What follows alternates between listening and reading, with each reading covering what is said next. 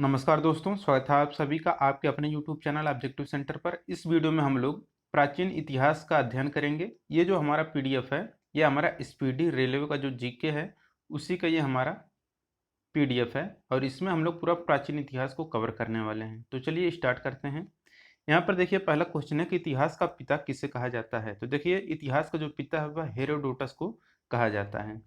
अगला है कि पहिए का आविष्कार किस काल में हुआ था। तो देखिए जो पहिए का आविष्कार हुआ था यह हमारा नवपाषाण काल में हुआ था। अगला है कि आग का आविष्कार कब किया गया था। तो देखिए जो आग का आविष्कार किया गया था यह पूरा पाषाण काल में किया गया था। अगला कि पशुपालन का प्रारंभ कब हुआ। देखिए जो पशुपालन का प्रारंभ हुआ था वह मध्य पाषाण काल में हुआ था। अगला कि भीमबेटका किस लिए प्रसिद्ध है। तो देखिए जो भीमबेटका है यह गुफा शैल चित्रों के लिए प्रसिद्ध है। ठीक।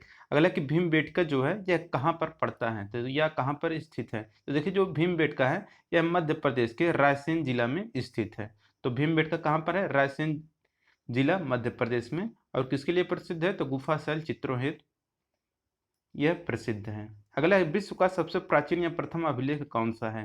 तो देखिए विश्व का जो सबसे प्राचीन या प्रथम अभिलेख है वह बोगाज कोई अभिलेख है जो कि एशिया माइनर में है। ठीक। तो एशिया माइनर में है बोगाज कोई अभिलेख जो कि विश्व का सबसे प्राचीन या प्रथम अभिलेख है।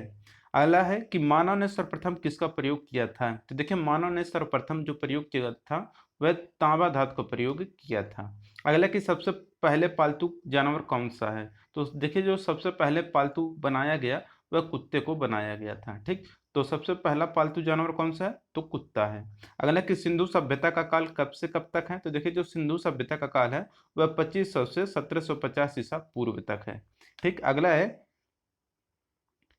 सिंधु घाटी सभ्यता कैसी थी। तो देखिए जो सिंधु घाटी सभ्यता थी यह आद्य ऐतिहासिक थी। ठीक। तो सिंधु घाटी जो सभ्यता थी यह आद्य ऐतिहासिक सभ्यता थी। अगला है कि सिंधु सभ्यता किस लिए प्रसिद्ध थी। तो देखिए जो सिंधु घाटी सभ्यता थी यह आपका प्रसिद्ध था नगर नियोजन हेतु। ठीक। नगर नियोजन के लिए सिंधु सभ्यता काफी प्रसिद्ध थी। और जो सिंधु सभ्यता थी उसकी लिपि कौन सी थी। तो देखिए जो सिंधु सभ्यता थी उसकी जो लिपि थी वह भाव चित्रात्मक थी। अगला है कि सिंधु सभ्यता के लोगों का व्यवसाय क्या था। तो सिंधु सभ्यता के लोगों का जो व्यवसाय था वह था कृषि। अगला कि सिंधु वासियों का मुख्य फसल कौन सा था। तो देखिए जौ और गेहूं यह सिंधु वासियों का मुख्य फसल था। अगला कि सिंधु सभ्यता का पूर्वी पुरास्थल कौन सा है। तो देखिए जो पूर्वी पुरास्थल है वह था आलमगीरपुर जो कि मेरठ उत्तर प्रदेश में पड़ता है।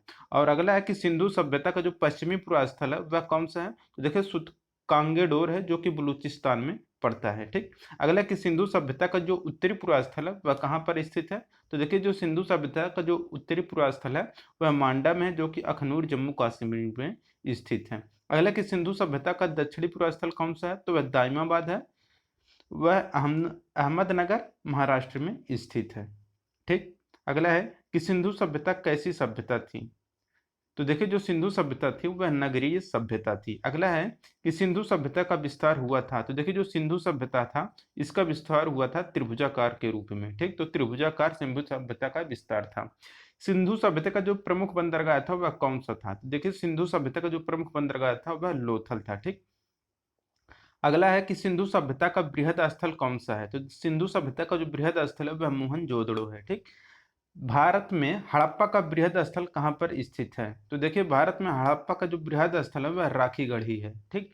अगला है कि सिंधु सभ्यता की सबसे प्राचीन इमारत कौन सी है। तो देखिए जो सिंधु सभ्यता की सबसे प्राचीन सबसे बड़ी इमारत जो है, सिंधु सभ्यता की जो सबसे बड़ी इमारत की बात करें तो वह मोहनजोदड़ो से जो प्राप्त अन्नागार है वही है। तो मोहनजोदड़ो से जो प्राप्त हुआ था अन्नागार वही है जिसकी खोज 1992 में हुई थी मोहनजोदड़ो की। ठीक।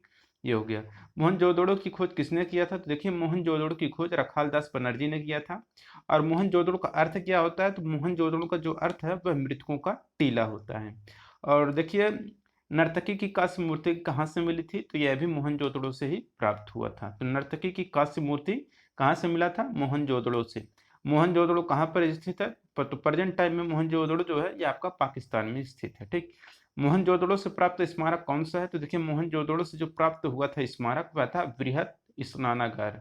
अगला कि सिंधुवासी पूजा किसका करते थे। तो देखिए जो सिंधुवासी थे ये पूजा करते थे पशुपति का। ठीक। तो पशुपति की पूजा करते थे सिंधुवासी जो हुआ करते थे। ठीक। हड़प्पा या सिंधु सभ्यता के बारे में सबसे पहले जानकारी किसने दिया था? तो हड़प्पा या सिंधु सभ्यता के बारे में जो सबसे पहले जानकारी दिया गया था, यह चार्ल्स मैसन ने दिया था। कब दिया था? तो 1826 ईस्वी में दिया था। हड़प्पा कहाँ पर स्थित है? तो हड़प्पा है आपका रावी नदी के तट पर स्थित। हड़प्पा की खोज किसने किया था? तो दयाराम साहनी ने 1921 ईस्वी में हड़प्पा सभ्यता की खोज की थी। हड़प्पा की सभ्यता कैसी थी? तो देखिए जो हड़प्पा की सभ्यता थी यह कांस्य युगीन थी। तो कांस्य युगीन थी हड़प्पा की सभ्यता। और हड़प्पाई समाज कैसा था? तो देखिए जो हड़प्पाई समाज था यह मात्र सत्तात्मक थी। ठीक। स्वास्तिक चिन्ह किसकी देन है? तो देखिए जो स्वास्तिक चिन्ह है यह हड़प्पा सभ्यता की देन है। जो R37 कब्रिस्तान मिला है वह कहाँ से मिला है? तो हड़प्पा से मिला है। तो R37 कब्रिस्तान हड़प्पा से मिला है। हड़प्पा के लोग किससे अनभिज्ञ थे? तो देखिए जो हड़प्पा के लोग थे यह लोहे से अनभिज्ञ हुआ करते थे। ठीक। अगला है कि मिट्टी के बर्तन पर प्रयुक्त रंग कैसा था? तो देखिए मिट्टी के बर्तन पर जो प्रयुक्त रंग हो वह लाल। ठीक। मिस्र के राजा को क्या कहा जाता था? तो देखिए जो मिस्र के राजा हुआ करते थे उनको फराव कहा जाता था। ठीक। तो मिस्र के राजा को फराव कहा जाता है। चावल के साक्ष्य कहाँ कहाँ से प्राप्त हुए थे? तो देखिए जो चावल के साक्ष्य थे यह लोथल और रंगपुर दोनों जगह से प्राप्त हुए थे। जूते हुए खेत के साक्ष्य कहाँ से मिले थे? तो देखिए जो जूते हुए खेत के साक्ष्य थे वह कालीबंगा से मिले थे। अगला कि कालीबंगा का अर्थ क्या है? तो देखिए कालीबंगा का अर्थ होता है काले रंग की चूड़ियां। अगला कि मेसोपोटामिया जिसका कि आधुनिक नाम इराक है का ना अर्थ क्या है? तो देखिए जो मेसोपोटामिया का अर्थ होता है दो नदियों के बीच की जो भूमि होता है उससे हम लोग मेसोपोटामिया कहते हैं। ठीक। अगला है कि वैदिक सभ्यता का काल कब से कब तक रहा? तो देखिए वैदिक सभ्यता का जो काल था वह 1500 से 600 ईसा पूर्व था। ठीक। आर्यों की जानकारी मिलती है किस वेद से? तो देखिए जो आर्यों की जानकारी मिलती है यह ऋग्वेद से मिलती है। अगला कि वैदिक काल में किस जानवर को अघन्य या ना मारे जाने योग्य माना गया है? तो देखिए वैदिक काल में जिस जानवर को अघन्य या ना मारे जाने योग्य माना गया है वह है गाय। ठीक। और अगला कि ऋग्वैदिक काल में आजीवन अविवाहित रहने वाली महिलाओं को क्या कहा जाता था? तो देखिए जो ऋग्वैदिक काल में आजीवन अविवाहित रहने वाली महिलाएं रहती थीं उसे अमाजु कहा जाता था। ठीक। अगला है कि आर्य लोग भारत कब आए थे? तो देखिए आर्य भारत आए थे 1500 ईसा पूर्व से पहले आए थे। ठीक। अगला है कि आर्य पहले कहाँ पर बसे थे? तो देखिए जो आर्य थे यह पहले बसे थे पंजाब एवं अफगानिस्तान में। आर्यों का मूल निवास स्थान कौन सा था? तो मध्य एशिया था आर्यों का मूल निवास स्थान। ठीक। आर्यों का मुख्य व्यवसाय क्या है? तो देखिए आर्यों का जो मुख्य व्यवसाय है वह पशुपालन एवं कृषि है। ठीक। तो आर्यों का मुख्य व्यवसाय पशुपालन एवं कृषि है। अगला कि आर्यों की जो भाषा या पेय पदार्थ कौन सी थी? तो देखिए आर्यों की जो भाषा थी वह संस्कृति थी और जो पेय पदार्थ थी वह सोमरस था। ठीक। तो इसे आपको ध्यान में रखना है। आर्यों की भाषा कौन सी थी? तो संस्कृत। पेय पदार्थ क्या था? तो सोमरस था पेय पदार्थ आर्यों का। अगला है कि आर्यों का प्रिय पशु या पशु देवता कौन थे? तो देखिए आर्यों का जो प्रिय पशु हुआ करता था वह घोड़ा, जो देवता हुआ करते थे वह इंद्र। ठीक। तो आर्यों का प्रिय पशु घोड़ा हुआ करता था, देवता जो हुआ करते थे वह इंद्र थे। ठीक। अगला है कि आर्यों का समाज कैसा था? तो देखिए जो आर्यों का समाज था वह पितृ प्रधान था।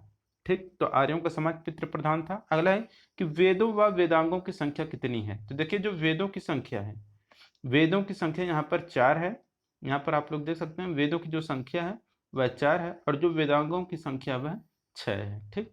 अगला है कि सबसे प्राचीन वेद कौन सा है? तो देखिए जो सबसे प्राचीन वेद है वह है ऋग्वेद। ऋग्वेद है जिसमें कि सूक्त 1028 सूक्त हैं। ठीक। तो ऋग्वेद सबसे पुराना वेद है जिसमें 1028 सूक्त हैं। अगला कि ऋग्वेद के संकलनकर्ता कौन है? तो देखिए ऋग्वेद के जो संकलनकर्ता हैं यानी कि जो लिखने वाले हैं कृष्ण द्वैपायन वेदव्यास ने ऋग्वेद को लिखा था। ठीक। तो इसी को कहा जाता है कि ऋग्वेद के संकलनकर्ता कौन है? तो कृष्ण द्वैपायन वेदव्यास।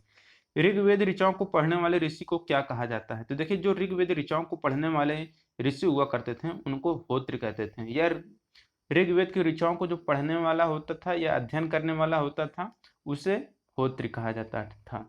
ठीक। अगला है कि ऋग्वेद में सर्वाधिक बार किस नदी का वर्णन किया गया है? तो देखिए ऋग्वेद में सबसे ज्यादा जो वर्णन जिस नदी का किया गया है वह सिंधु नदी है।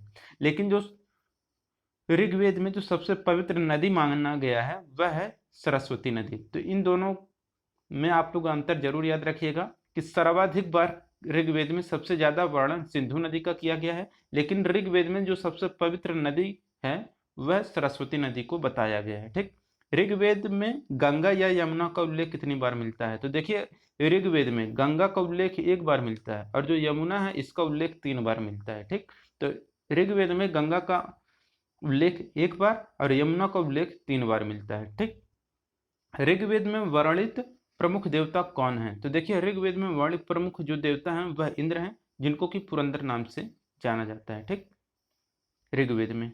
अगला कि गायत्री मंत्र है, तो देखिए जो गायत्री मंत्र है यह ऋग्वेद के तीसरे मंडल में है। ठीक, तो गायत्री मंत्र ऋग्वेद के तीसरे मंडल में है।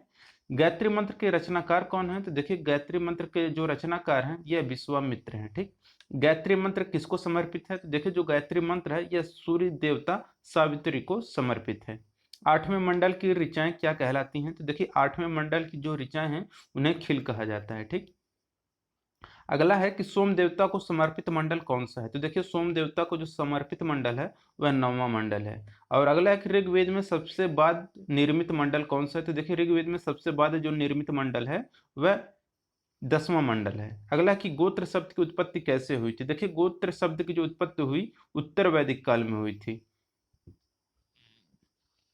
ठीक, तो गोत्र शब्द की उत्पत्ति उत्तर वैदिक काल में हुआ था। उत्तर वैदिक काल के प्रमुख देवता का नाम क्या है? तो देखिए उत्तर वैदिक काल के जो प्रमुख देवता हुआ करते थे वह प्रजापति हुआ करते थे। ठीक, गद्य एवं पद्य वाला वेद कौन सा है? तो देखिए गद्य और पद्य वाला जो वेद है वह यजुर्वेद है। तो यजुर्वेद जो है यह गद्य और पद्य वाला वेद है। अगला है कि यज्ञ संबंधी विधि विधान किस वेद में वर्णित है? तो देखिए यज्ञ संबंधी जो विधि विधान है यह यजुर्वेद में इसका जिक्र किया गया है। अगला कि तंत्र मंत्र किस वेद से संबंधित है? तो देखिए जो तंत्र मंत्र है यह अथर्ववेद में इसका उल्लेख किया गया है तंत्र मंत्र का। ठीक, भारतीय संगीत का जनक कौन है? तो देखिए भारतीय संगीत का जो जनक है वह सामवेद। ठीक, तो संगीत जो रिलेट करता है वह सामवेद से संबंध रखता है। ठीक, सामवेद या यजुर्वेद के मंत्रों को उच्चारण करने वाले ऋषि क्या कहलाते हैं? तो देखिए जो सामवेद का उच्चारण करेंगे उसे उद्गाता कहेंगे और जो यजुर्वेद का उच्चारण करेंगे उसे अधवार्यु कहेंगे। ठीक, तो अधवार्यु कहेंगे जो यजुर्वेद का उच्चारण करेंगे और जो सामवेद का उच्चारण करेंगे वह उद्गाता कहलाएंगे। ठीक, ऐतरेय ब्राह्मण किससे संबंधित है? तो देखिए जो ऐतरेय ब्राह्मण है ये आपका ऋग्वेद से संबंधित है। ठीक, तो ऐतरेय ब्राह्मण ऋग्वेद से संबंधित है। पंचविश ब्राह्मण किससे संबंधित है? तो देखिए जो पंचविश ब्राह्मण है यह आपका सामवेद से संबंधित है। अगला है कि गोपथ ब्राह्मण किससे संबंधित है? तो देखिए जो गोपथ ब्राह्मण है यह अथर्ववेद से संबंधित है। गोपथ ब्राह्मण अथर्ववेद, पंचविश ब्राह्मण सामवेद, ऐतरेय ब्राह्मण ऋग्वेद और शतपथ जो ब्राह्मण है यह यजुर्वेद से संबंधित है। तो इन चारों को जरूर याद रखिएगा। ऐतरेय ब्राह्मण ऋग्वेद, पंचविश ब्राह्मण सामवेद, गोपथ ब्राह्मण अथर्ववेद, शतपथ ब्राह्मण यजुर्वेद। ठीक, ये चारों काफी इंपॉर्टेंट है। अगला है कि पुराणों की कुल संख्या कितनी है? तो देखिए पुराणों की जो कुल संख्या है 18 है। और देखिए जो पुराण जो हुए हैं 18, उनका जो अध्ययन करने वाला प्रथम मुसलमान था वह अलबरूनी था। ठीक, तो ये भी आपको याद रखना है कि जो पुराणों का अध्ययन करने वाला प्रथम मुसलमान या प्रथम मुस्लिम कौन था? तो अलबरूनी था। ठीक, पुराणों की कुल संख्या कितनी है? तो 18 है। इसका उल्लेख अध्ययन करने वाला प्रथम मुसलमान अलबरूनी था। अगला कि पुराणों के संकलनकर्ता कौन है? देखिए पुराणों के संकलन जो करता है वह लोमहर्ष एवं उग्रश्रवा है। ठीक, सबसे प्राचीन पुराण कौन सा है? तो देखिए जो सबसे प्राचीन पुराण है वह मत्स्य पुराण है। ठीक, अगला कि मौर्य वंश की जानकारी किससे मिलती है? किस पुराण से मिलती है? तो देखिए मौर्य वंश की जो जानकारी मिलती है यह विष्णु पुराण से मिलती है। अगला है कि सातवाहन वंश की जानकारी किस पुराण से मिलती है? तो देखिए सातवाहन वंश की जो जानकारी मिलती है यह मत्स्य पुराण से मिलती है। अगला है गुप्त वंश की जानकारी किस पुराण से मिलती है? तो गुप्त वंश की जानकारी वायु पुराण से मिलती है। तो ये याद रखना है कि सबसे प्राचीन पुराण मत्स्य पुराण, मौर्य वंश की जानकारी विष्णु पुराण से, सातवाहन वंश की जानकारी मत्स्य पुराण से, गुप्त वंश की जानकारी वायु पुराण से मिलती है। ठीक, अगला अब यहाँ पर हम लोग देखते हैं। तो अगला यहाँ पर हम लोग देख लेते हैं दोस्तों। अगला क्वेश्चन है यहाँ पर जैसे कि उपनिषद विषय वस्तु है किसका है? तो यह है हमारा दर्शन का। ठीक, उपनिषद विषय वस्तु है दर्शन का। अगला कि दर्शनों में सर्वाधिक प्राचीन कौन है? तो देखिए दर्शनों में जो सर्वाधिक प्राचीन है वह सांख्य दर्शन है। ठीक, तो दर्शनों में सबसे प्राचीन सांख्य दर्शन है। अगला है न्याय या सांख्य दर्शन के प्रवर्तक कौन है? तो देखिए न्याय दर्शन के प्रवर्तक गौतम है और सांख्य दर्शन के प्रवर्तक कपिल हैं। ठीक। योग या मीमांसा दर्शन के प्रवर्तक कौन है? तो देखिए योग के हैं पतंजलि, मीमांसा के हैं जैमिनी। ठीक, ये याद रखना है आपको। ब्राह्मण ग्रंथ किससे संबंधित है? तो देखिए जो ब्राह्मण ग्रंथ है यह आपका कर्मकांड से संबंधित है। उपनिषदों की कुल संख्या कितनी है? तो देखिए उपनिषदों की कुल संख्या जो है वह 108 है, जिसमें से प्रमाणित सिर्फ 13 हैं। ठीक, तो प्रमाणित कितने हैं? 13 हैं। उपनिषदों की कुल संख्या 108 है, जिसमें से सिर्फ और सिर्फ जो प्रमाण मिल पाए हैं वह 13 का ही प्रमाण मिल पाए हैं। सत्यमेव जयते किस उपनिषद से लिया गया है ये आपको बताना है, ये इंपॉर्टेंट क्वेश्चन है। तो सत्यमेव जयते जो है ये आपका मुंडको उपनिषद से लिया गया है। और जो है तमसो मां ज्योतिर्गमय, ठीक, तमसो मां ज्योतिर्गमय या ओम, ये सब किससे लिया गया है? तो यह लिखा गया है आपका बृहदारण्य उपनिषद से।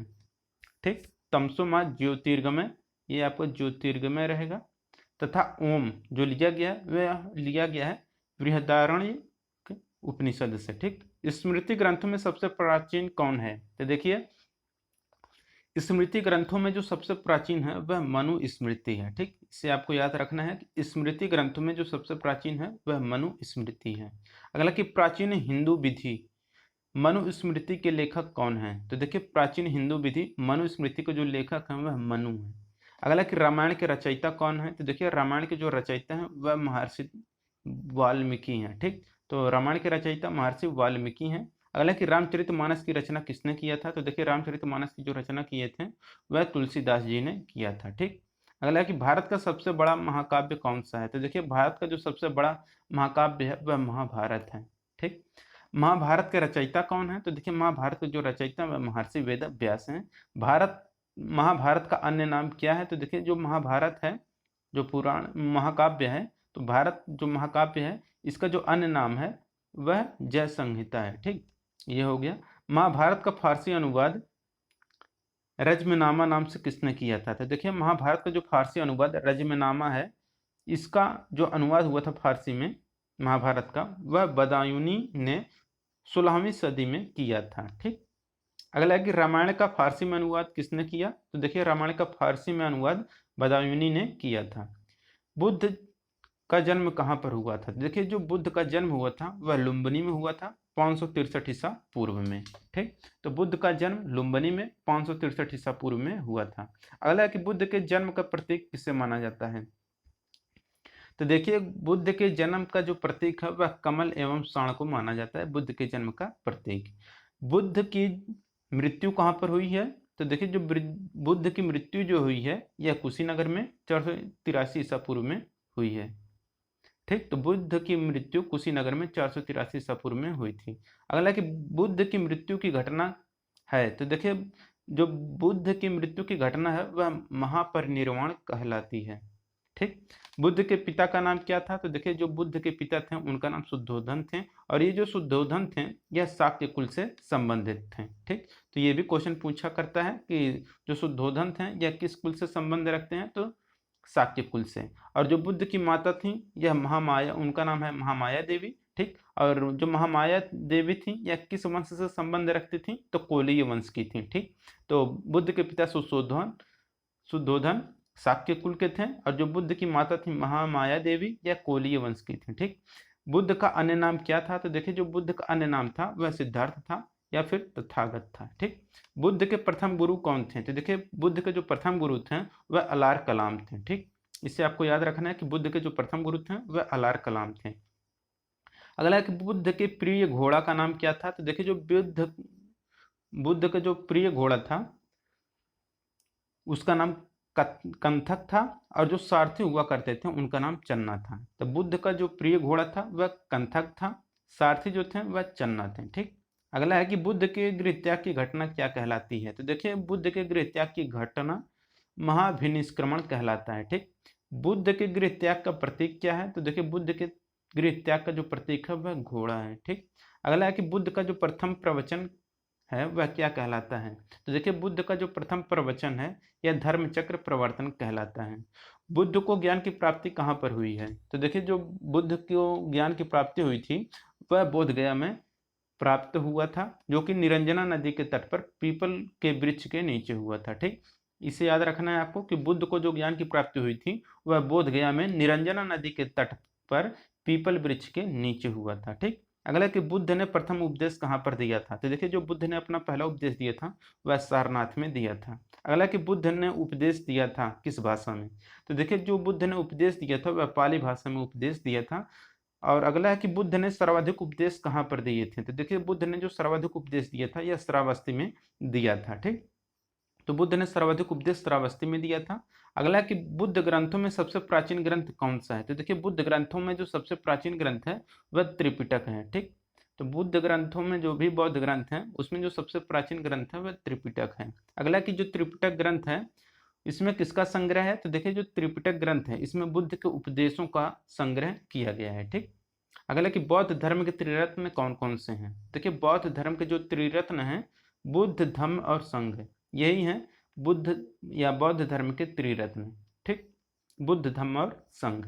अगला कि बौद्ध धर्म ग्रहण करने वाली प्रथम महिला कौन थी, तो देखिए बौद्ध धर्म ग्रहण करने वाली जो प्रथम महिला थी वह गौतमी थी। ठीक, अगला है कि बुद्ध चरित्र की रचना किसने किया था, तो देखिए बुद्ध चरित्र की जो रचना किए थे वह अश्वघोष ने किया था।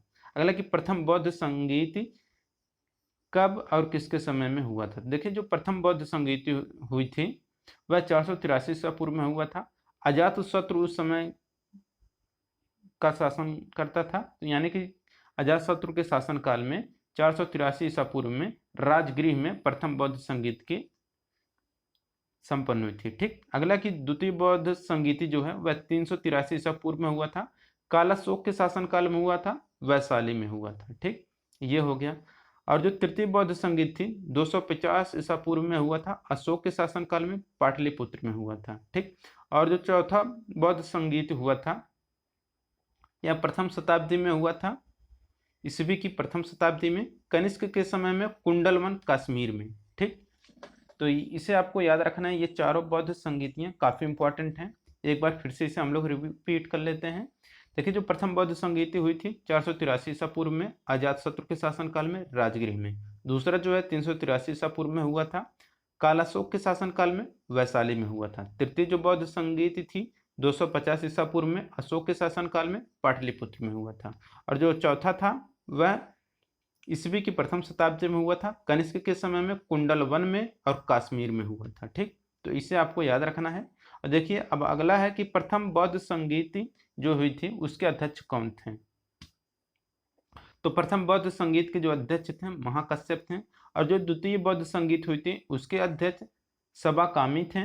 और जो तृतीय बौद्ध संगीत हुई उसके जो अध्यक्ष थे वह मोगलीपुत्र तिस्स थे। ठीक, और जो चौथी बौद्ध संगीत के अध्यक्ष थे वह वसुमित्र थे। ठीक, इसे आपको याद रखना है चारों, कि प्रथम बौद्ध संगीत के अध्यक्ष महाकश्यप, दूसरी बौद्ध संगीत के अध्यक्ष सबाकामी, तृतीय बौद्ध संगीत के अध्यक्ष मोगलीपुत्र तिस्स, और इसके बाद जो चौथी बौद्ध संगीत हुई थी उसके अध्यक्ष वसुमित्र थे। ठीक, अगला कि बुद्ध के पूर्व जन्म पर आधारित कथा कौन सी है, तो देखिए बुद्ध के पूर्व जन्म पर जो आधारित कथा है वह जातक है। ठीक, अगला है कि बौद्धों का पवित्र ग्रंथ कौन सा है, तो देखिए बौद्धों का जो पवित्र ग्रंथ है वह जातक है। ठीक, तो बौद्धों का पवित्र ग्रंथ जातक है। बौद्ध धर्म का पूजा स्थल है कौन सा, तो देखिए बौद्ध धर्म का जो पूजा स्थल है वह चैत्य मंडप है। ठीक, तो चैत्य मंडप जो है यह बौद्ध धर्म का पूजा स्थल है। अगला कि एशिया का ज्योतिपुंज किसे कहा गया है, तो देखिए एशिया का जो ज्योतिपुंज कहा गया है वह बुद्ध को कहा जाता है। ठीक, जैन धर्म के संस्थापक एवं प्रथम तीर्थंकर कौन थे, देखिए जैन धर्म के जो संस्थापक या प्रथम तीर्थंकर थे वह ऋषभदेव हैं, और ऋषभदेव का अन्य नाम आदिनाथ है। ठीक, अगला है कि जैन धर्म के वास्तविक संस्थापक किसे माना जाता है, तो देखिए जैन धर्म के वास्तविक जो संस्थापक हैं वह महावीर हैं। ठीक, जैन धर्म के जो 22वें तीर्थंकर थे उनका नाम क्या है, तो देखिए जैन धर्म के जो 22वें तीर्थंकर हैं उनका नाम है अरिष्टनेम, और जो जैन धर्म के जो 23वें तीर्थंकर हैं उनका नाम है पार्श्वनाथ। और देखिए पार्श्वनाथ को ज्ञान की प्राप्ति कहाँ पर हुई थी, देखिए तो पार्श्वनाथ को जो ज्ञान की प्राप्ति हुई थी वह समेध पर्वत पर हुई थी। ठीक, तो ये आपको याद रखना है। अगला है कि पार्श्वनाथ को ज्ञान की प्राप्ति कहाँ हुई, तो समेध पर्वत पर। पार्श्वनाथ की 4 शिक्षाएं क्या हैं, तो देखिए पार्श्वनाथ की जो 4 शिक्षा हैं सत्य, अहिंसा, अस्तेय एवं अपरिग्रह, ये पार्श्वनाथ की 4 शिक्षाएं हैं। ठीक। अगला कि जो 5वां महाव्रत है ब्रह्मचर्य, किसने जोड़ा था? तो देखिए जो 5वां महाव्रत है ब्रह्मचर्य, इसे महावीर स्वामी ने जोड़ा था। ठीक।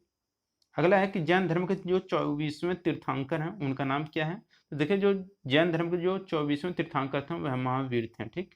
महावीर की पत्नी का नाम क्या था? तो देखिए महावीर की पत्नी का नाम था यशोदा, और महावीर का जो जन्म हुआ था यह कुंडल ग्राम में हुआ था, वैशाली में 599 ईसा पूर्व में हुआ था। ठीक। अगला है कि महावीर की मृत्यु कहाँ पर हुई थी? तो देखिए महावीर की जो मृत्यु हुई थी पावापुरी में 468 ईसा पूर्व में हुआ था। अगला कि महावीर के बचपन का नाम क्या है? तो देखिए महावीर के जो बचपन का नाम है वह वर्धमान है। ठीक। अगला कि महावीर किस राजघराने में पैदा हुए थे? तो देखिए जो महावीर थे यह क्षत्रिय कुल में पैदा हुए थे। अगला कि महावीर के पिता का नाम क्या था? तो देखिए महावीर के पिता का नाम सिद्धार्थ था, जो कि यात्रिक कुल के थे। ठीक। तो महावीर के पिता का नाम सिद्धार्थ है, जो कि ज्ञात्रिक कुल के थे। ठीक। महावीर की माता का नाम क्या था? तो त्रिशला। पिता का नाम सिद्धार्थ, माता का नाम त्रिशला, जो कि लिच्छवी गणराज्य की थी। ठीक। अगला कि महावीर के पुत्री का नाम क्या था? तो देखिए महावीर के पुत्री का नाम अनोज्या या प्रियदर्शनी था। ठीक। तो महावीर के पुत्री का नाम अनोज्या या प्रियदर्शनी था। अगला कि महावीर स्वामी को ज्ञान की प्राप्ति कहाँ पर हुई थी?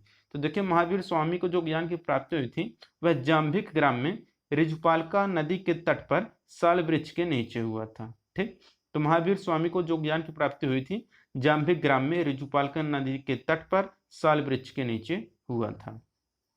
अगला कि जैन धर्म में पूर्ण ज्ञान के लिए शब्द क्या है? तो देखिए जैन धर्म में पूर्ण ज्ञान के लिए जो शब्द है वह कैवल्य है। ठीक। तो जैन धर्म में पूर्ण ज्ञान के लिए जो शब्द है वह कैवल्य है। अगला है महावीर ने प्रथम उपदेश दिया था। तो देखिए महावीर ने जो प्रथम उपदेश दिया था वह राजगृह में दिया था। ठीक। तो महावीर ने प्रथम उपदेश राजगृह में दिया था। अगला कि प्रथम शिष्य या अनुयायी कौन था? तो देखिए प्रथम शिष्य या अनुयायी जो था वह जमाली था, जो कि महावीर का ही दामाद था। तो महावीर स्वामी का जो प्रथम शिष्य या अनुयायी था वह जमाली था, जो कि उन्हीं का दामाद हुआ करता था। ठीक। अगला कि महावीर और बुद्ध दोनों ने उपदेश किस बात मतलब दिया था? तो महावीर और बुद्ध दोनों ने जो उपदेश दिया था वह मगध नरेश बिंबिसार के शासनकाल में दिया था। ठीक। यानी कि जो महावीर और बुद्ध दोनों थे वह बिंबिसार के शासनकाल में थे दोनों लोग। ठीक। तो बिंबिसार के शासनकाल में महावीर और बुद्ध दोनों ने उपदेश दिया था, जो कि मगध के रहने वाले थे नरेश बिंबिसार। ठीक। अगला कि जैन धर्म के त्रिरत्न कौन कौन से हैं? तो देखिए जैन धर्म के जो त्रिरत्न हैं सम्यक दर्शन, सम्यक ज्ञान और सम्यक आचरण है। ठीक। तो सम्यक ज्ञान, सम्यक आचरण और सम्यक ज्ञान यह जैन धर्म के 3 रत्न हैं, त्रिरत्न हैं। अगला है कि जैन धर्म के 2 संप्रदाय कौन कौन से हैं? तो देखिए जब जैन धर्म का बंटवारा हुआ था तो उसके 2 संप्रदाय हो गए थे, एक श्वेतांबर, दूसरा दिगंबर। ठीक। तो श्वेतांबर और दिगंबर जैन धर्म के 2 संप्रदाय हो गए। श्वेतांबर संप्रदाय के संस्थापक कौन थे? तो देखिए श्वेतांबर संप्रदाय के जो संस्थापक थे वह स्थूलभद्र थे, और जो दिगंबर संप्रदाय था इसके जो संस्थापक थे वह भद्रबाहु थे। ठीक। तो श्वेतांबर संप्रदाय के जो संस्थापक थे स्थूलभद्र, दिगंबर संप्रदाय के संस्थापक भद्रबाहु। ठीक। अगला है कि जैन धर्म या जैन तीर्थंकर की जीवनी का उल्लेख किस सूत्र से मिलता है? तो देखिए जैन तीर्थंकर की जीवनी का उल्लेख कल्प सूत्र से मिलता है। ठीक। तो जैन तीर्थंकर की जीवनी का उल्लेख कल्प सूत्र से मिलता है। कल्प सूत्र की रचना किसने किया था? तो देखिए कल्प सूत्र की रचना भद्रबाहु ने किया था। ठीक। तो जैन धर्म की जीवनी का उल्लेख कल्प सूत्र से मिलता है, और कल्प सूत्र जो लिखा गया है यह भद्रबाहु के द्वारा लिखा गया है। अगला कि जैन साहित्य को क्या कहा जाता है? देखिए जो जैन साहित्य है उसे आगम कहा जाता है। ठीक। अब यहाँ पर कुछ इंपॉर्टेंट चीजें आ गई, जैसे कि यहाँ पर देख सकते हैं जो प्रथम जैन सभा हुआ था कब हुआ था? तो 300 ईसा पूर्व में हुआ था। कहाँ पर हुआ था? पाटलिपुत्र में। किसकी अध्यक्षता में हुआ? तो स्थूलभद्र की अध्यक्षता में हुआ था। और जो दूसरी जैन सभा थी वह 512 ईसा पूर्व में हुई थी, सॉरी 512 ईसा पूर्व में हुई थी। ठीक। वल्लभी में हुआ था, देववर्धी क्षमा श्रवण की अध्यक्षता में हुआ। ठीक। ये हो गया। आजीवक पंथ का प्रवर्तक कौन है? तो देखिए आजीवक पंथ का प्रवर्तक मक्खली गोसाल हैं। ठीक। तो आजीवक पंथ के प्रवर्तक मक्खली गोसाल हैं।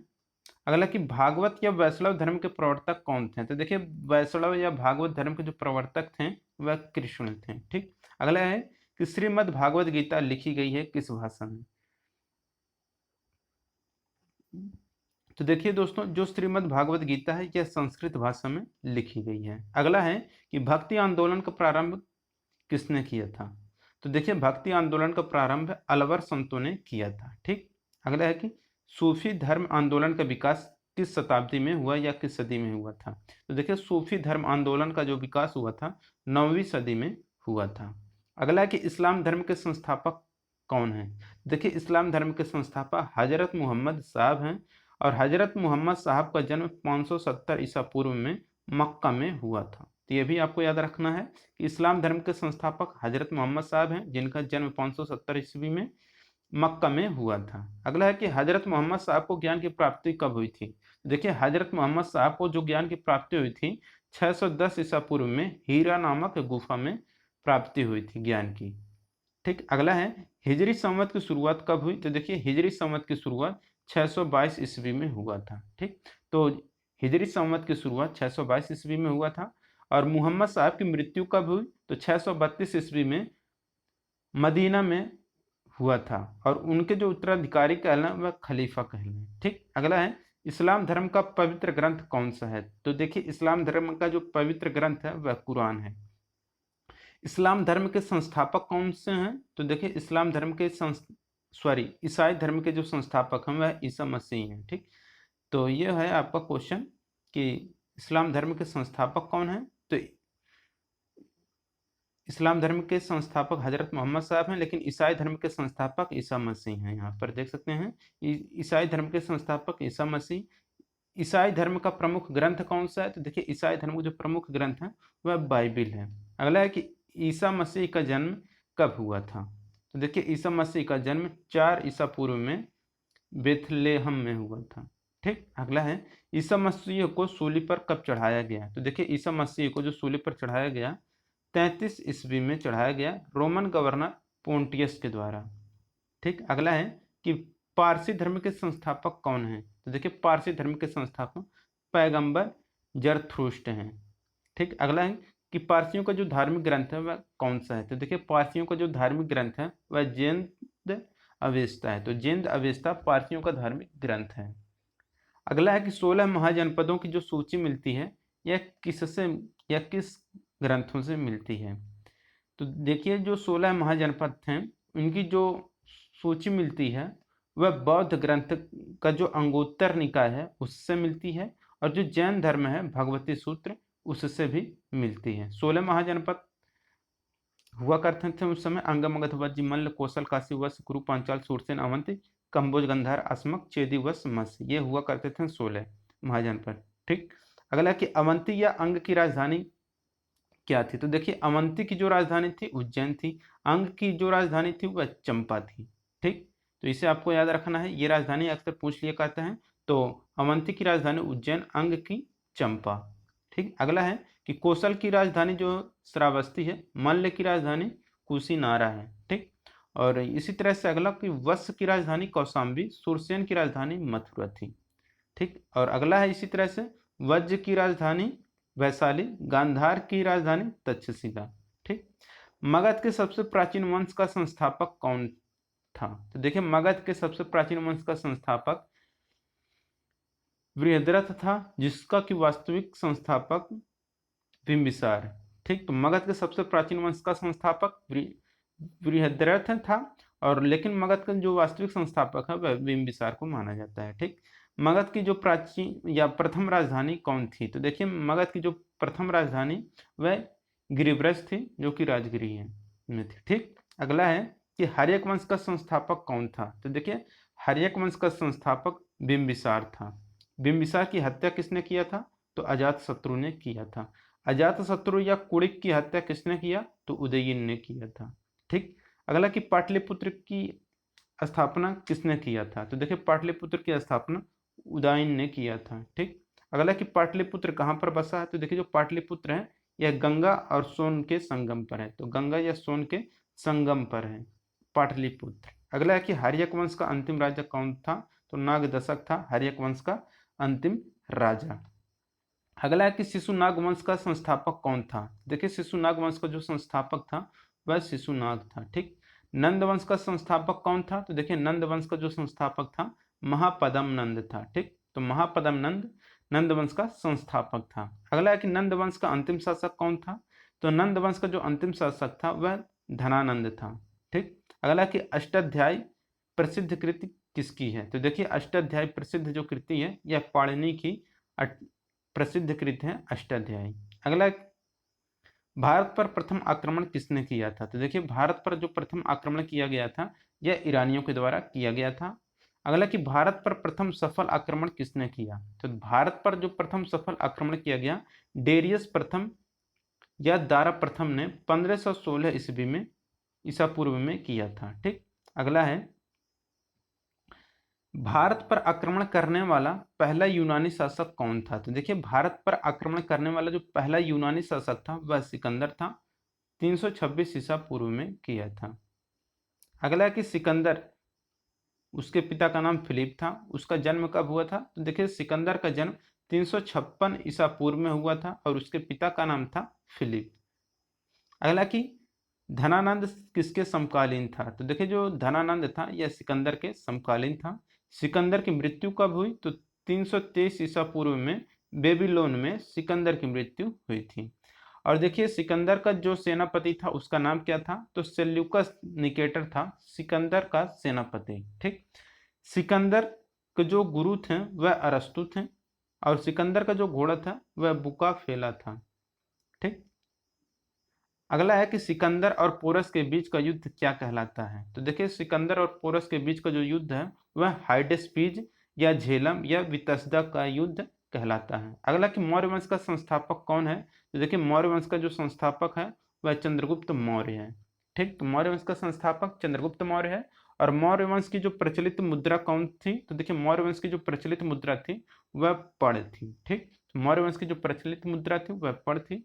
अगला कि सुदर्शन झील का निर्माण कब हुआ? तो देखिए सुदर्शन झील का निर्माण चंद्रगुप्त मौर्य के समय में हुआ था या चंद्रगुप्त मौर्य ने करवाया था। तो सुदर्शन झील का निर्माण चंद्रगुप्त मौर्य ने करवाया था। अगला कि चंद्रगुप्त ने जैन धर्म की दीक्षा किससे प्राप्त की? तो देखिए चंद्रगुप्त ने जैन धर्म की जो दीक्षा प्राप्त की थी वह भद्रबाहु से प्राप्त की थी। अगला कि चंद्रगुप्त मौर्य के गुरु एवं महामंत्री का नाम क्या है? तो देखिए चंद्रगुप्त मौर्य के गुरु एवं महामंत्री चाणक्य थे। ठीक। चाणक्य के अन्य नाम क्या है? तो देखिए चाणक्य का जो अन्य नाम था वह विष्णुगुप्त या कौटिल्य है। ठीक। अगला जो कौटिल्य रचित अर्थशास्त्र पुस्तक है वह किससे संबंध रखता है? तो देखिए जो कौटिल्य रचित अर्थशास्त्र की पुस्तक है वह राजनीति से संबंधित है। अगला कि भारत का मैकियावेली किसे कहा जाता है? तो देखिए भारत का जो मैकियावेली कहा जाता है यह चाणक्य को कहा जाता है। अगला कि मुद्रा राक्षस नाटक के रचयिता कौन है? तो देखिए मुद्रा राक्षस नाटक के जो रचयिता हैं वह विशाख दत्त हैं। ठीक। तो विशाख दत्त हैं मुद्रा राक्षस नाटक के रचयिता। अगला कि चंद्रगुप्त मौर्य के दरबार में आने वाला जो प्रसिद्ध यूनानी था वह कौन था? तो देखिए चंद्रगुप्त मौर्य के दरबार में आने वाला जो प्रथम यूनानी था वह मेगास्थनीज था और उसकी पुस्तक का नाम इंडिका है। तो इंडिका किसके द्वारा लिखा गया था? मेगास्थनीज के द्वारा। और जो मेगास्थनीज था यह चंद्रगुप्त मौर्य के दरबार में आने वाला प्रसिद्ध यूनानी था। ठीक। अगला कि मेगास्थनीज था, तो देखिए जो मेगास्थनीज था यह सेल्यूकस निकेटर का राजदूत था। ठीक। अगला कि सेल्यूकस को पराजित किसने किया था? तो देखिए सेल्यूकस को जो पराजित किया था वह चंद्रगुप्त मौर्य ने 305 ईस्वी ईसा पूर्व में पराजित किया था। ठीक। तो सेल्यूकस को पराजित किया था चंद्रगुप्त मौर्य ने 305 ईसा पूर्व में। अगला कि चंद्रगुप्त मौर्य की मृत्यु कहाँ पर हुई थी? तो देखिए चंद्रगुप्त मौर्य की मृत्यु 298 ईसा पूर्व में श्रवणबेलगोला कर्नाटक में उपवास के द्वारा हुआ था। ठीक। अगला कि श्रवणबेलगोला में गोमतेश्वर की विशाल प्रतिमा को किसने बनवाया था? तो देखिए श्रवणबेलगोला में गोमतेश्वर की विशाल प्रतिमा को जो बनवाया था वह चामुंड राय ने 983 ईस्वी में बनवाया था। ठीक। अगला है कि चंद्रगुप्त मौर्य का पुत्र या उत्तराधिकारी कौन था? तो देखिए चंद्रगुप्त का पुत्र या उत्तराधिकारी बिंदुसार था। चंद्रगुप्त मौर्य का जो पुत्र था वह बिंदुसार था और उसका उत्तराधिकारी भी वही हुआ, उसका पुत्र बिंदुसार। ठीक। अमित्र घात के रूप में प्रसिद्ध कौन था? तो देखिए अमित्र घात के रूप में प्रसिद्ध था बिंदुसार। अगला है कि डायमेकस भारत कब आया? तो देखिए डायमेकस भारत कब आया? तो बिंदुसार के समय में डायमेकस भारत आया था। अगला कि बिंदुसार अनुयायी था किसका? तो देखिए जो बिंदुसार अनुयायी था यह आजीवक संप्रदाय का अनुयायी था। अगला कि बिंदुसार का पुत्र या उत्तराधिकारी कौन है? तो देखिए बिंदुसार का पुत्र या उत्तराधिकारी अशोक था। ठीक। अगला है अशोक मगध की गद्दी पर कब बैठा था? तो देखिए अशोक मगध की गद्दी पर 269 ईसा पूर्व में गद्दी पर बैठा था। अगला कि अशोक ने धम्म स्वीकार कब किया था? तो देखिए अशोक ने धम्म स्वीकार किया था कलिंग युद्ध के बाद किया था। ठीक। तो अशोक ने धम्म स्वीकार किया कलिंग युद्ध के बाद। कब किया? तो 261 ईसा पूर्व में। ठीक। अगला है कि अशोक ने बौद्ध धर्म के प्रचार के लिए श्रीलंका किसे भेजा था? तो देखिए अशोक ने बौद्ध धर्म के प्रचार के लिए श्रीलंका भेजा था अपने पुत्र महेंद्र और पुत्री संघमित्रा को। तो अशोक का जो पुत्र था महेंद्र और जो पुत्री थी संघमित्रा, इन दोनों को श्रीलंका भेजा था बौद्ध धर्म का प्रचार करने के लिए। अगला कि शिलालेख का प्रचलन प्रारंभ किया? तो देखिए शिलालेख का प्रचलन जो प्रारंभ किया अशोक ने किया था। अगला कि शिलालेख में प्रयुक्त भाषा कौन थी? देखिए शिलालेख में जो प्रयुक्त भाषा थी वह प्राकृत भाषा थी। खरोष्टी लिपि लिखी जाती है। तो देखिए जो खरोष्टी लिपि है यह दाएं से बाएं लिखी जाती है। ठीक। तो खरोष्टी लिपि दाएं से बाएं लिखी जाती है। ब्राह्मी लिपि कैसे लिखी जाती है? तो देखिए ब्राह्मी लिपि जो लिखी जाती है यह बाएं से दाएं लिखी जाती है। ठीक। तो इन दोनों को याद रखना है, जो खरोष्टी लिपि रहेगा यह दाएं से बाएं, जो ब्राह्मी लिपि रहेगा यह बाएं से दाएं। ठीक। अशोक के शिलालेख कितने हैं? तो देखिए अशोक के शिलालेख 14 हैं। जिसकी खोज किसने किया था सर्वप्रथम? तो टी फेंथेलर ने 1750 ईस्वी में अशोक के शिलालेख जो 14 हैं इसकी खोज किया था सर्वप्रथम। ठीक। अशोक का सबसे लंबा स्तंभ लेख कौन सा है? तो देखिए अशोक का जो सबसे लंबा स्तंभ लेख है वह 7वां स्तंभ लेख है। ठीक। अशोक के अभिलेख को सर्वप्रथम किसने पढ़ा था? तो देखिए अशोक के अभिलेख को जो सर्वप्रथम पढ़ा था वह जेम्स प्रिंसेप ने 1837 ईस्वी में पहली बार पढ़ा था। ठीक। अगला है कि अशोक का सबसे छोटा स्तंभ लेख कौन सा है? तो देखिए अशोक का जो सबसे छोटा स्तंभ लेख है वह रुमन्देई है। ठीक। अगला है कि अशोक का नाम अशोक है कहाँ पर? देखिए अशोक का नाम अशोक जो है यह मास्की एवं गुर्जरा अभिलेख में मिलता है। मास्की अभिलेख कहाँ पर है? तो आंध्र प्रदेश में पड़ता है। और जो गुर्जरा अभिलेख है यह मध्य प्रदेश में पड़ता है। ठीक।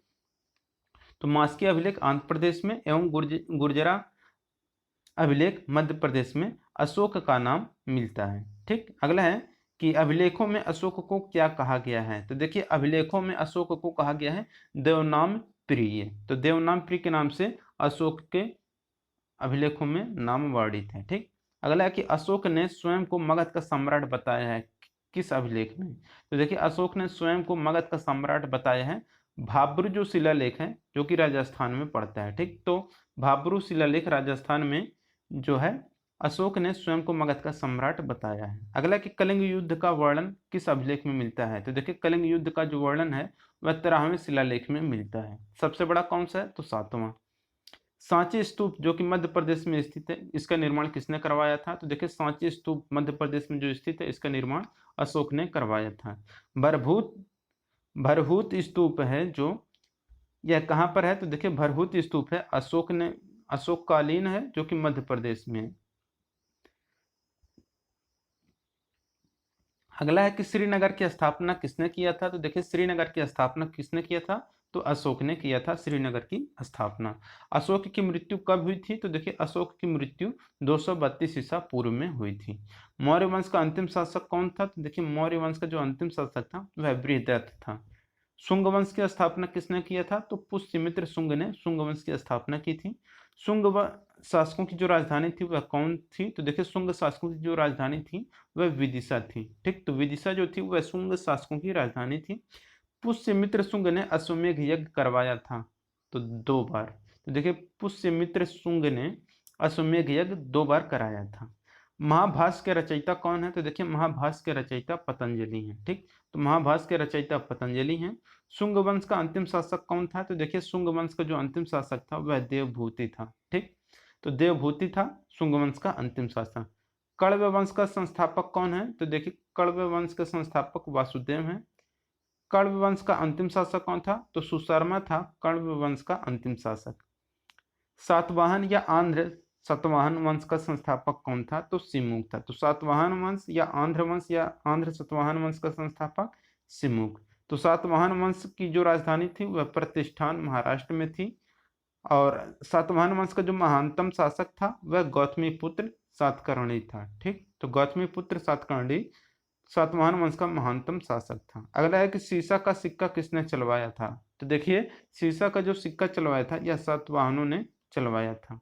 अगला कि ब्राह्मणों को भूमि दान देने की परंपरा की शुरुआत किसने किया था? तो देखिए, ब्राह्मणों को भूमि दान देने की जो परंपरा की शुरुआत हुई थी यह सातवाहनों ने शुरू किया था। ठीक, अगला है कि सातवाहनों की जो भाषा थी वह कौन सी थी और लिपि कौन सी थी? तो देखिए, जो सातवाहन हुआ करते थे उनकी जो भाषा थी वह प्राकृत थी, और जो लिपि थी वह ब्राह्मी लिपि थी। ठीक, तो सातवाहनों की भाषा प्राकृत थी और जो लिपि थी वह ब्राह्मी लिपि थी। ठीक, अगला है कि हाथी गुम्फा अभिलेख उत्कीर्ण कराया था किसने? तो देखिए, हाथी गुम्फा शिलालेख उत्कीर्ण करवाया था कलिंग नरेश खारवेल ने।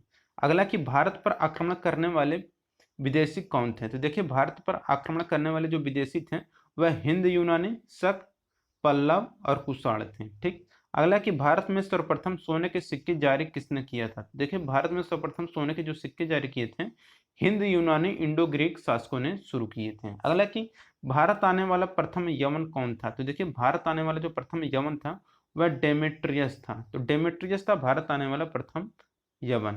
अगला कि प्रमुख हिंद यूनानी शासक कौन था? तो देखिए, प्रथम हिंद यूनानी जो शासक था वह मिनांडर था। मिनांडर को किसने हराया था? तो देखिए, मिनांडर को हराया था पुष्यमित्र शुंग ने। मिलिंद पन्हो ग्रंथ की रचना किसने किया था? तो देखिए, मिलिंद पन्हो ग्रंथ की जो रचना किया था यह नागसेन ने किया था। ठीक, अगला है कि यूनानियों के बाद भारत कौन आए थे? देखिए, यूनानियों के बाद भारत आए शक लोग। शकों का जो सबसे प्रतापी शासक कौन था? तो देखिए, शकों का जो सबसे प्रतापी शासक था वह रुद्रदामन था। अगला है कि सुदर्शन झील का जीर्णोद्धार किसने कराया था?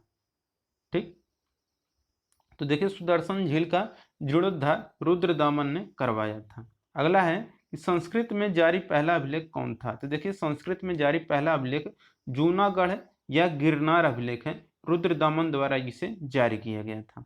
अगला, कुशवाड़ा वंश का संस्थापक कौन है? तो देखिए, कुशवाड़ा वंश का जो संस्थापक है वह कुजुल कटफिसेस है। ठीक, कुशवाड़ा वंश का जो प्रसिद्ध शासक था वह कनिष्क था। ठीक, कुशवाड़ा वंश का प्रसिद्ध शासक कनिष्क। कनिष्क की जो पहली राजधानी थी वह पुरुषपुर थी। ठीक, तो कनिष्क की पहली राजधानी पुरुषपुर थी। अगला है कि कनिष्क या कुषाणों की दूसरी राजधानी कौन थी? तो देखिए, कनिष्क या कुषाणों की जो दूसरी राजधानी थी वह मथुरा थी।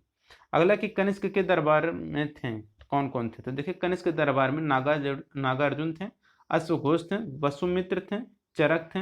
चरक जो थे यह चरक संहिता लिखे थे। ठीक, अगला कि आयुर्वेद के जनक माना जाता है। तो देखिए, आयुर्वेद के जो जनक माने जाते हैं वह चरक को माना जाता है। अगला कि भारत का आइंस्टीन किसे कहते हैं? तो देखिए, भारत का आइंस्टीन नागार्जुन को कहा जाता है। शून्यवाद के प्रवर्तक कौन थे? तो देखिए, शून्यवाद के जो प्रवर्तक थे वह नागार्जुन थे। अगला कि सिल्क मार्ग को आरंभ किसने कराया?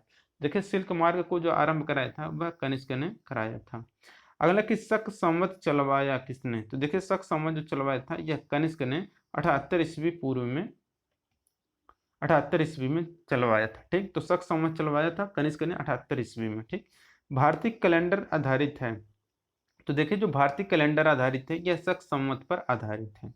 ठीक, अगला कि विक्रम संवत की शुरुआत कब हुई? तो देखिए, विक्रम संवत की शुरुआत 58 ईसा पूर्व में हुई थी। ठीक, अगला कि बुद्ध की मूर्ति का निर्माण किस काल में हुआ था? तो देखिए, बुद्ध की मूर्ति का निर्माण कुषाण काल में हुआ था। अगला क्वेश्चन है कि गांधार शैली कब फली फूली? तो देखिए, जो गांधार शैली थी यह कुषाण काल में फली फूली। ठीक, अगला है कि शुद्ध सोने के सिक्के चलवाए थे किस शासकों ने? तो देखिए, शुद्ध सोने के जो सिक्के चलवाए थे कुषाणों ने शुरू करवाया था या चलवाया था।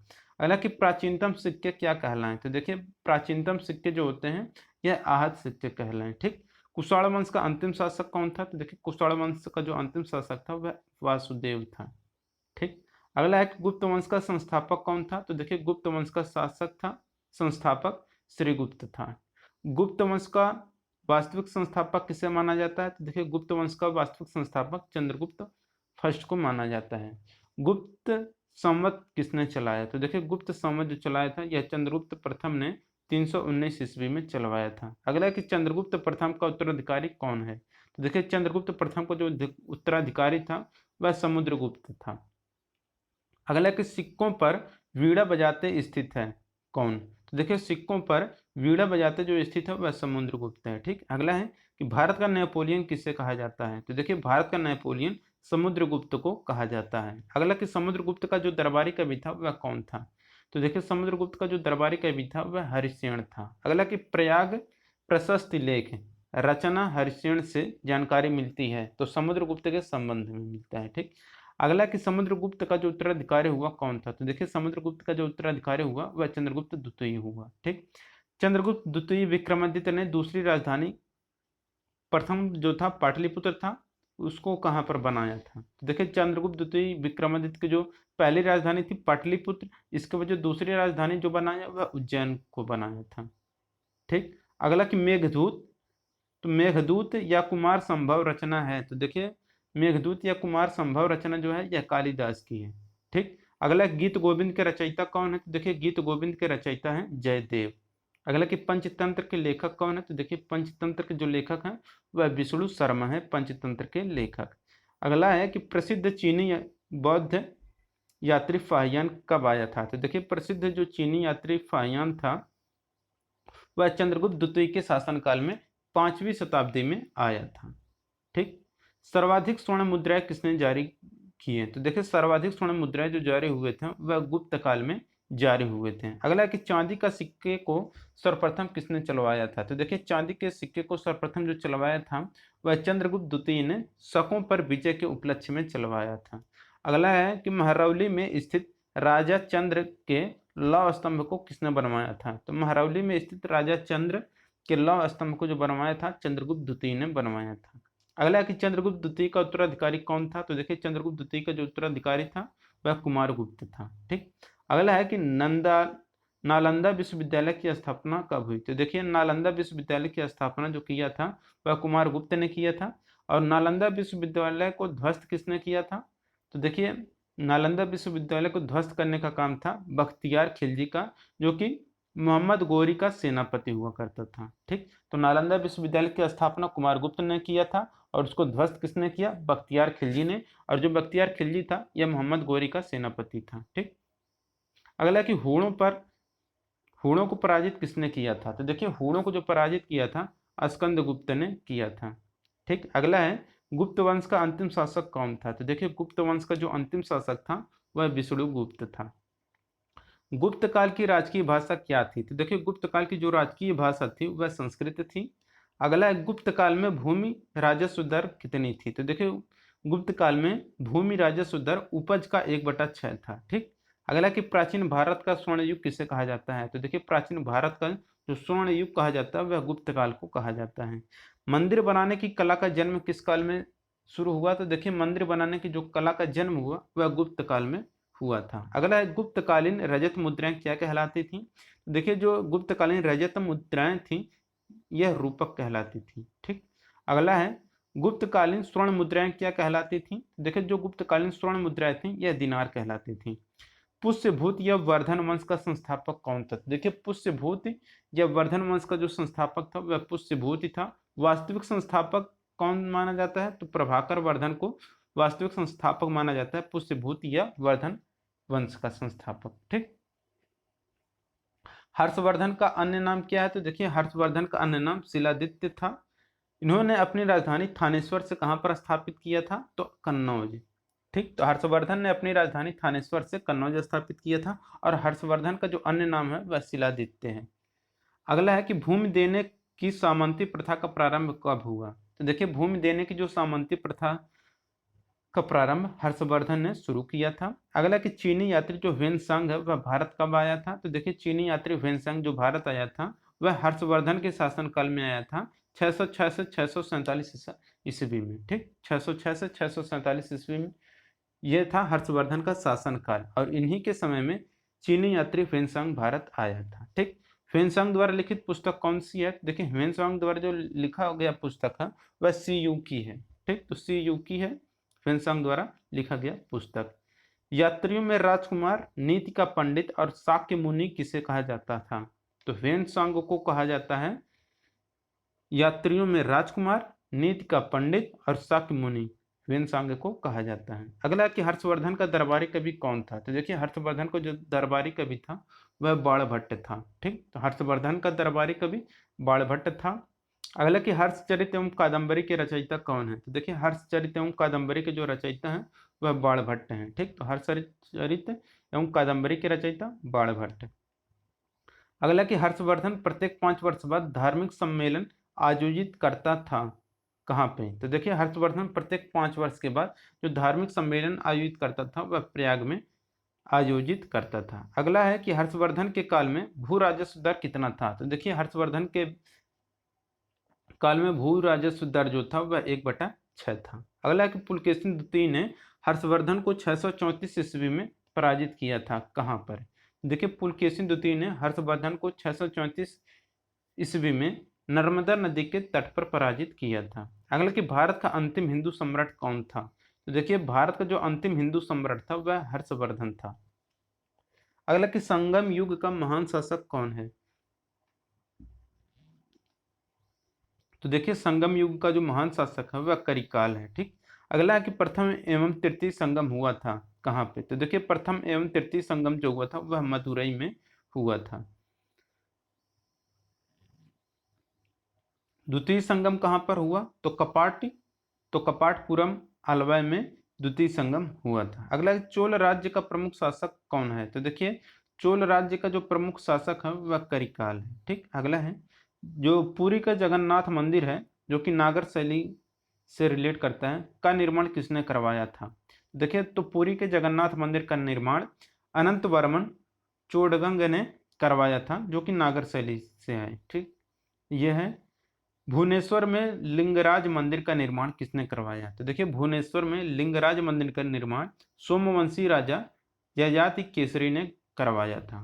ठीक, अगला कोणार्क के सूर्य मंदिर जिसे कि ब्लैक पैगोडा के नाम से भी जाना जाता है, तो कोणार्क के सूर्य मंदिर को किसने बनवाया था? तो नरसिंह देववर्मन फर्स्ट ने 13वीं शताब्दी में बनाया था, 13वीं सदी में। ठीक, अगला कि पांड्य वंश की राजधानी क्या थी? तो देखिए पांड्य वंश की राजधानी मदुरई थी। पल्लव वंश का संस्थापक कौन था? तो देखिए पल्लव वंश का जो संस्थापक था सिंह विष्णु था। और जो पल्लवों की राजधानी थी वह कौन थी? तो देखिए पल्लवों की राजधानी कांची थी जो कि तमिलनाडु में स्थित है।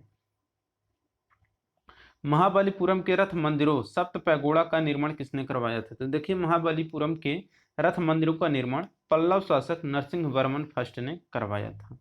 अगला कि कांची के कैलाश मंदिर तथा महाबलीपुरम के तट मंदिर का निर्माण किसने करवाया? देखिए कांची के कैलाश मंदिर और महाबलीपुरम के तट मंदिर का निर्माण नरसिंह वर्मन द्वितीय ने करवाया था। ठीक, पल्लव वंश का अंतिम शासक कौन है? तो देखिए पल्लव वंश का जो अंतिम शासक वह अपराजित था। ठीक, अगला है कि वातापी के चालुक्य वंश का संस्थापक कौन है? तो देखिए वातापी के चालुक्य वंश का जो संस्थापक है वह जयसिंह है। ठीक, वातापी या बादामी के चालुक्य का महान शासक कौन था? तो देखिए वातापी या बादामी के चालुक्य का जो महान शासक था वह पुलकेशिन द्वितीय था।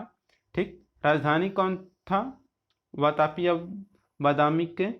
तो राजधानी जो था वातापी था। ठीक, पुलकेशिन द्वितीय से संबंधित जानकारी कहाँ पर मिलती है? तो देखिए पुलकेशिन द्वितीय से संबंधित जो जानकारी मिलती है वह रवि कीर्ति के ऐहोल कर्नाटक अभिलेख से मिलता है।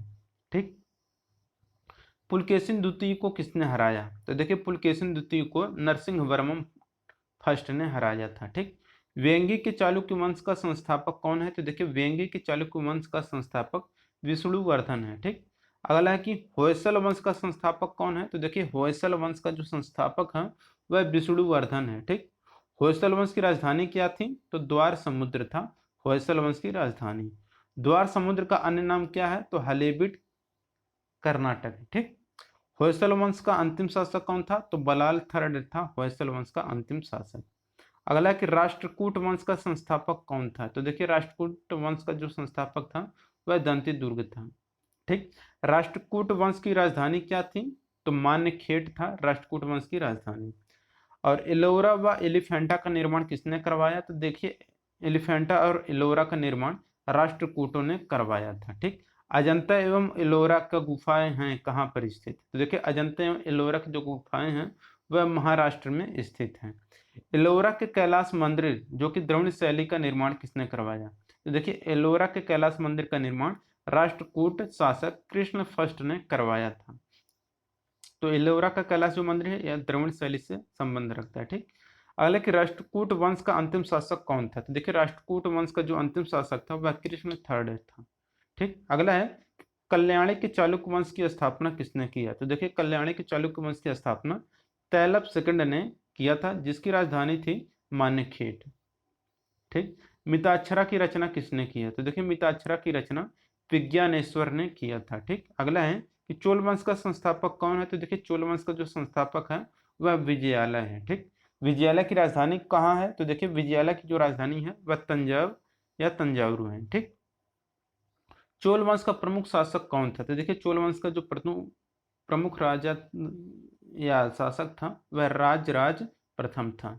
ठीक, तंजौर के बृहदेश्वर राजराजेश्वर के शिव मंदिर को बनवाया था, तो राजराज फर्स्ट ने बनवाया था। ठीक, अगला है कि नटराज की कांस्य मूर्तियां हैं किस काल की? तो देखिए जो नटराज की कांस्य मूर्तियां हैं यह चोल काल की हैं। ठीक, अगला है कि मंदिर निर्माण कला में विमान शैली का प्रचलन हुआ था कब या किसके शासन काल में? तो देखिए मंदिर निर्माण कला में विमान शैली का प्रचलन हुआ था चोल वंश के शासन काल में। ठीक, अगला है कि गंगा कोड चोल कहा जाता है, किसे कहा जाता है? तो देखिए गंगा कोड चोल कहा जाता है राजेंद्र फर्स्ट को। ठीक, चोल वंश का अंतिम शासक कौन है? तो देखिए चोल वंश का जो अंतिम शासक है वह राजेंद्र थर्ड है। ठीक, पाल वंश का संस्थापक कौन था? तो देखिए पाल वंश का संस्थापक गोपाल है। पल्लव वंश का संस्थापक गोपाल। पल्लव वंश का जो प्रतापी शासक था वह धर्मपाल था। ठीक, विक्रमशिला विश्वविद्यालय जो कि भागलपुर में स्थित है इसकी स्थापना किसने की? तो देखिए विक्रमशिला विश्वविद्यालय की स्थापना धर्मपाल ने 770 से 870 ईस्वी में किया था। 810, तो 770 से 810 ईस्वी में किया था धर्मपाल ने भागलपुर में। पल्लव वंश का अंतिम शासक कौन है? तो देखिए पल्लव वंश का जो अंतिम शासक है वह मदन पाल था। ठीक, हिंदी में अपना अभिलेख उत्कीर्ण कराने वाला प्रथम राजवंश कौन था? तो देखिए हिंदी में अपना अभिलेख उत्कीर्ण कराने वाला जो प्रथम राजवंश था वह सेन वंश था। ठीक, अगला कि सेन वंश का अंतिम शासक कौन था? तो देखिए सेन वंश का जो अंतिम शासक था वह लक्ष्मण सेन था। ठीक, बंगाल का अंतिम हिंदू शासक कौन था? तो देखिए बंगाल का जो अंतिम हिंदू शासक था वह लक्ष्मण सेन था। ठीक, लक्ष्मण सेन के दरबार के विद्यमान कौन थे? तो देखिए लक्ष्मण सेन के दरबार के जो विद्वान थे वह जयदेव थे। ठीक, अगला है कि गीत गोविंद की रचना किसने की? तो देखिए गीत गोविंद की रचना जयदेव ने किया था। अगला है कि हर्ष का जो दरबारी कवि था वह कौन था? तो देखिए हर्ष का जो दरबारी कवि था वह कल्हड़ था। कश्मीर के इतिहास के बारे में जानकारी मिलती है कहाँ से? तो देखिए कश्मीर के इतिहास के बारे में जो जानकारी मिलती है कल्हड़ के ने जो लिखा था राज तारंगड़ी उसी से मिलता है। ठीक, कश्मीर के इतिहास के बारे में। गुर्जर प्रतिहार वंश का संस्थापक कौन है? तो देखिए गुर्जर प्रतिहार वंश का जो संस्थापक है वह नागभट्ट फर्स्ट है। अगला कि दिल्ली नगर की स्थापना किसने किया? देखिए दिल्ली नगर की स्थापना तोमर अनंगपाल ने किया था। ठीक, अगला 1194 ईस्वी के चंदावर के युद्ध में जयचंद को किसने मार डाला था? तो देखिए 1194 ईस्वी के चंदावर के युद्ध में जयचंद को मार डाला था मोहम्मद गौरी ने। ठीक, अगला है चौहान वंश का संस्थापक कौन है? देखिए चौहान वंश का संस्थापक वासुदेव है। चौहान वंश का अंतिम जो शासक था वह पृथ्वीराज थर्ड था। ठीक, पृथ्वीराज चौहान का राजकवि कौन है? तो देखिए पृथ्वीराज चौहान का जो राजकवि था वह चंद्रवरदायी था। पृथ्वीराज रासो किसकी रचना है? तो देखिए पृथ्वीराज रासो जो रचना है यह चंद्रवरदायी का है। ठीक, पृथ्वीराज चौहान ने मोहम्मद गोरी को हराया था कब? देखिए पृथ्वीराज चौहान ने मोहम्मद गोरी को 1191 ईस्वी में तराइन के प्रथम युद्ध में हराया था। ठीक, चंदेल वंश का संस्थापक कौन था? तो देखिए चंदेल वंश का जो संस्थापक था वह नन्नुक था। ठीक, खजुराहो मंदिर का निर्माण किसने कराया था? देखिए खजुराहो मंदिर का निर्माण चंदेलो या धंगे ने करवाया था। अगला कि चंदेल वंश का सबसे प्रतापी शासक कौन है? तो देखिए चंदेल वंश का जो सबसे प्रतापी शासक था वह यशोवर्मन था। ठीक, चंदेल वंश का आखिरी शासक कौन था? तो देखिए चंदेल वंश का जो आखिरी शासक था वह परमल था। ठीक, सोलंकी वंश का संस्थापक कौन था? तो देखिए सोलंकी वंश का संस्थापक मूलराज प्रथम था। ठीक, सोलंकी वंश के प्रमुख शासक कौन थे? तो देखिए सोलंकी वंश के जो प्रमुख शासक थे वह भीम प्रथम थे। ठीक, अगला है कि महमूद गजनी ने सारनाथ मंदिर पर आक्रमण कब किया था। देखिए महमूद गजनी ने सार सोमनाथ यहाँ पर रहेगा, ठीक। तो महमूद गजनी ने सोमनाथ मंदिर पर जो आक्रमण किया था भीम प्रथम के शासनकाल में किया था। दिलवाड़ा का जो प्रसिद्ध जैन मंदिर है उसको किसने बनवाया। तो देखिए दिलवाड़ा का जो प्रसिद्ध जैन मंदिर है इसको भीम प्रथम के सामंत विमल शाह ने बनवाया था, ठीक। अगला है कि सोलंकी वंश का अंतिम शासक कौन है। तो देखिए सोलंकी वंश का जो अंतिम शासक है वह भीम द्वितीय है। मेवाड़ की राजधानी चित्तौड़ में विजय स्तंभ को किसने बनवाया। तो देखिए मेवाड़ की राजधानी चित्तौड़ में विजय स्तंभ को जो बनवाया था राणा कुंभा ने 1448 ईस्वी में बनवाया था। अगला है कि महाराणा सांगा ने इब्राहिम लोदी को पराजित किया था कहाँ पे। तो देखिए महाराणा सांगा ने इब्राहिम लोदी को जो पराजित किया था वह खातौली के युद्ध में 1518 ईस्वी में पराजित किया था, ठीक। तो दोस्तों यहाँ पर हमारा प्राचीन इतिहास खत्म होता है। अगला जो हमारा वीडियो रहेगा वह मध्यकालीन इतिहास, फिर इसके बाद हमारा आधुनिक इतिहास पर रहेगा। और देखिए अगर आप लोग इकोनॉमिक्स पर क्वेश्चन देखना चाहते हैं तो उसका वीडियो हमने पहले ही बना के रखा है, तो पहले ही अपलोड कर दिया है, आप उसे जाके देख सकते हैं। लिंक आपको डिस्क्रिप्शन बॉक्स में दे देंगे या फिर आप प्लेलिस्ट में जाके देख सकते हैं। मिलेंगे नेक्स्ट वीडियो में। Thank you.